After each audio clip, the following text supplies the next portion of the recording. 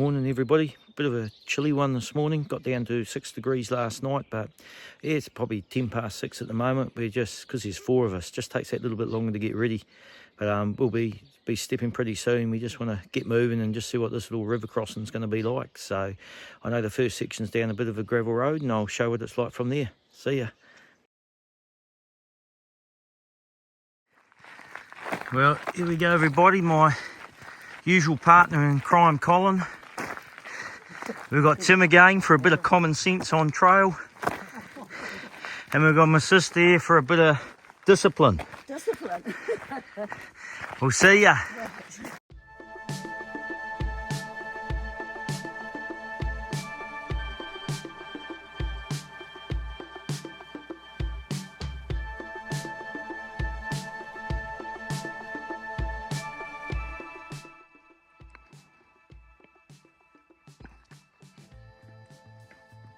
So we're just starting the farm section now, finished on the road.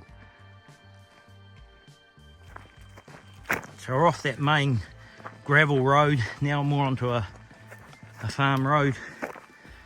And we're just catching up to the 3 girls that we stayed in the hut with up Mount Pirongia. I think it was Helen from Germany, was it Tony from New Zealand, and CC from America. I just see one of them disappearing around the corner there. Anyway, we'll push on. We are getting a bit confused because we were expected to be able to hit the river by now, but it just hasn't happened. So we're wondering if someone's put us a little bit crook in the WhatsApp notes. Anyway, we'll keep going. We'll come across it eventually. See ya. Just a little section here where we've got quite a nice view.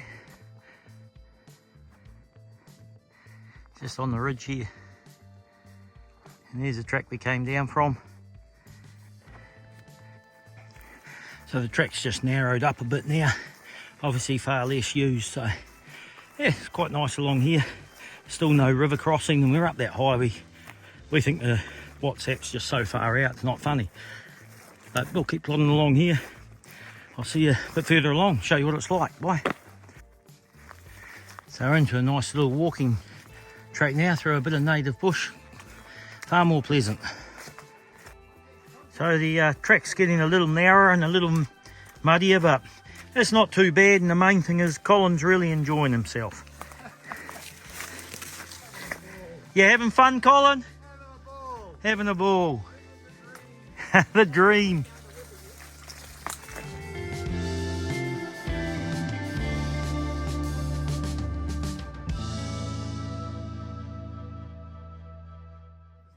Well, there we go. That's the end of the bushwalk section, I think, and there's a bit of a road here. We'll have to get our apps out and work out whether we go up there or down to the left. We'll work it out, but yeah, looks like the farm walk's starting now. See ya.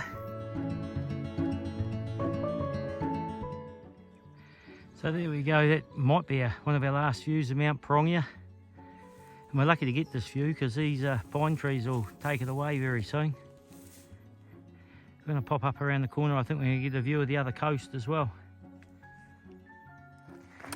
We're on a pretty well formed road now, so the advantage of this is you tend to be able to knock off the kilometres pretty quick, particularly when you're on a 33k day like we are today. And we really just want to get some phone reception as well, because we've got to ring through with the guy who's booked us in on the cycles for the timber trail and get it paid up, because Colin and I managed to get in on Saturday. And that's the most busiest day, so we don't want to mess him around with payment, because he'll probably just give it to somebody else. So we're just trying to find a phone reception and yeah, get through to Collins River. See ya. All right, we're off this nicely formed road and we go through this gate over here, and well, I guess we're almost at our high point, so it must almost be the top of this hill, and then we start heading down and find this river crossing finally. We'll get in there and I'll show you what it's like.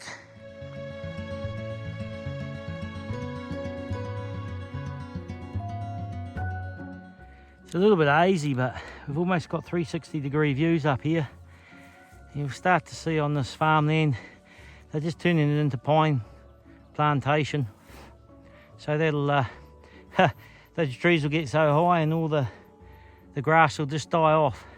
And it takes years to regenerate after that. Once you do that, it's almost all it's ever going to be good for. Yeah, I don't think the camera's doing it justice. There we go. So the trail just follows this fence line and it's down and up. Some of the bits are quite steep, good way to get your heart rate up. You can probably hear me puffing. Oh, we must be getting close to the high point though. Now I'll push on, I'll show you what it's like as we keep going. See ya.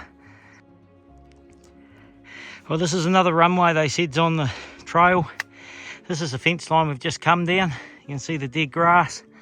A lot more faith in this runway than the one I showed you when I was on that farmland the day before we went up Mount Pirongia. I wouldn't have been landing on that, I said, with a plane with little wheels and there was sheep all over it, but this looks a lot better. And if we swing around over here, I might call this Emma's Barn. So I'll explain why you probably heard me on camera referring to today's river as Collins River.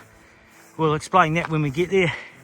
He was let down today, poor old Colin, but Emma tried to get over this river on Friday in that bad rain and didn't have the best of luck.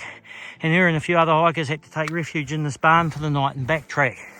So if you're watching, Emma, if I see the local landowner, I think I might get him to name this barn after you. So anyway, we'll push on and I'll see you further down the trail. Apparently, according to Emma's post, which has been the only, I suppose, source of truth so far, she said this barn, I think, is 3 hours from the river crossing. So we'll see how accurate that is.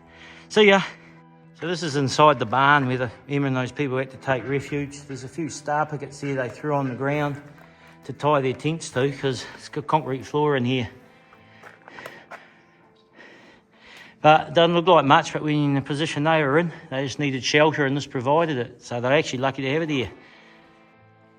Well, that was lunch on the trail. I had a garden spinach wrap. Then I spooned out my Sea Lord Thai lime and coconut tuna. And then I had my bottle of water. That tasted a little bit earthy, but that's all right because it had a hydration tablet in it. So, bliss. What more could you ask for on trail? Well, bit of road walking after our lunch break, and now we're darting through this fence. Thank you very much, Colin. And back into the bushwalking.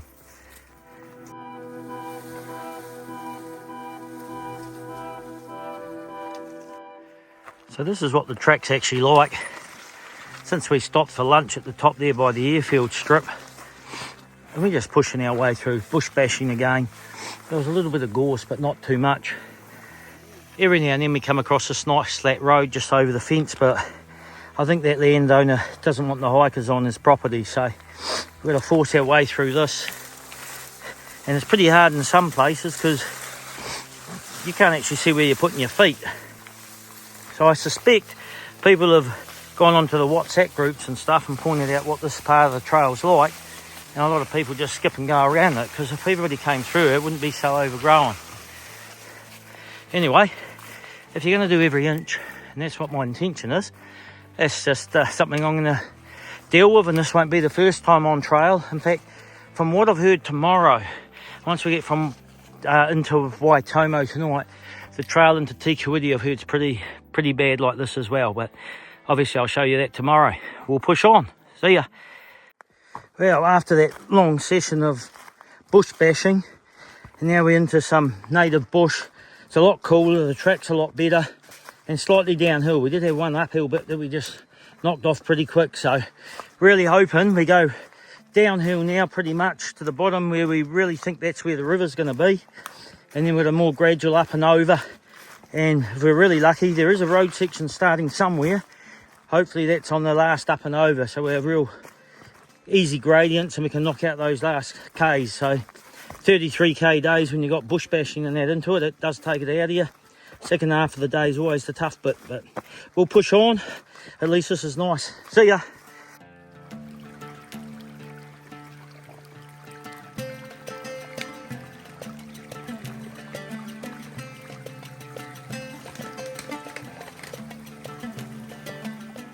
Well, here we go. This is our first real river crossing. We've done some estuary crossings and that on the TA so far, but I'm going to keep my shoes off and put on my $20 warehouse sandals so I don't get my shoes wet just for one crossing.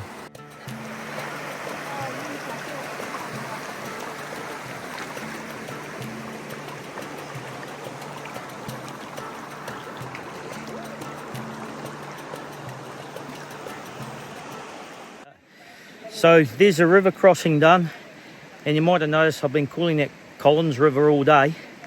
There's a reason, because poor Colin, I feel sorry for Colin, he organised today with Army Precision.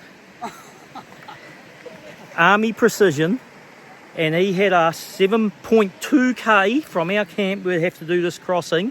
Don't put your gaiters on. It's going to be, you know, a wet foot crossing. Then we can put our gaiters on. We'll have about, you know, 25k to go after it. Won't have any wet feet, and we'll have a pack off and we'll have a feed when we get there.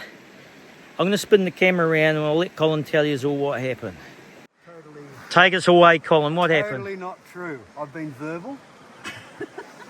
Somebody posted 8:41 and I said 8:47 on the thing. I said, okay, it's 5k's from where we were. And then it was 8:51, then it was 8:62, and here it is at 8:65.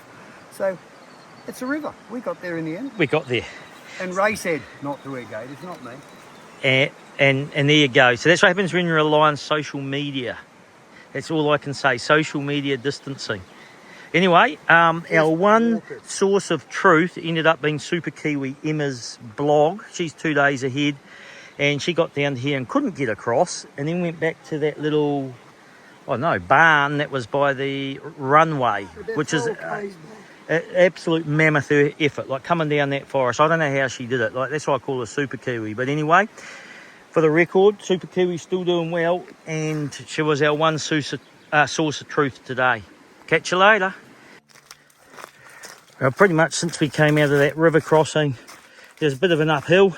That was a bit clay, a bit slippery, but now we're just in this little bush track. Pretty nice, pretty easy going. Like, we can really knock off some kilometres so far. So really hoping it's like this all the way now, because you just get this point of the day. I probably haven't shown a lot of footage on the second half of the day. So you're getting a bit of a trance mode, and you're just on a mission to get to your destination for the day, especially when it's Waitomo for us. Everybody except him, we're in the top 10 holiday park, and there's a pub across the road, so there's a steak and veg waiting for us. That's always enticement to keep going. Anyway, we'll keep pushing, and I'll check in with you a bit later. See ya.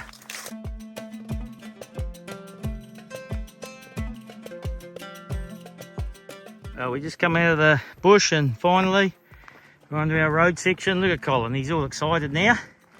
Yeah. Oh.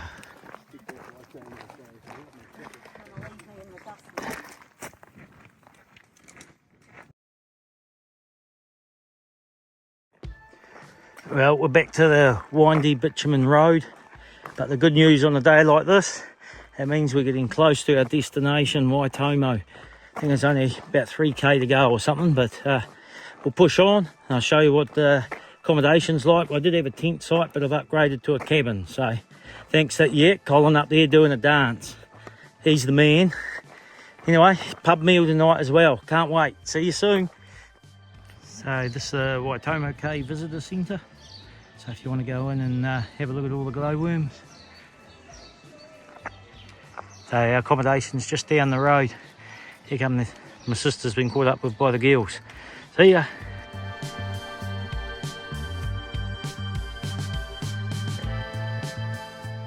So this is our top 10 holiday park.